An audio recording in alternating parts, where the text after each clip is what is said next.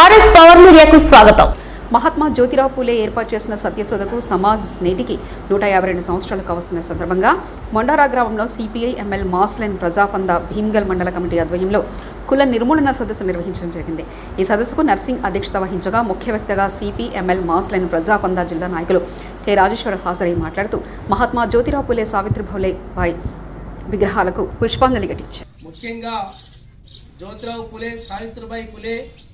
ఈ సమాజం మార్పు కోసం కుల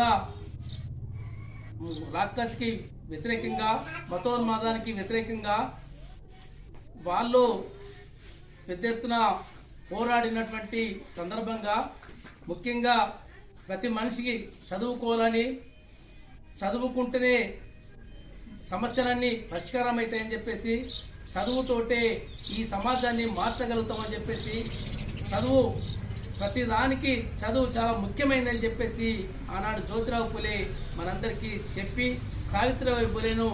ఒక టీచర్గా తీర్చిదిద్దినటువంటి ఈ జ్యోతిరావు పూలే అనేక పాఠశాలను కూడా ఏర్పాటు చేసి అందరికీ చదువు నేర్పినటువంటి నాయకుడు జ్యోతిరావు పూలే. కాబట్టి జ్యోతిరావు పూలే యొక్క ఆశయ సాధన కోసం, ఆయన అడుగు జాడల్లో ఈ దోపిడీ లేనటువంటి సమాజం మార్పు కోసము ఈ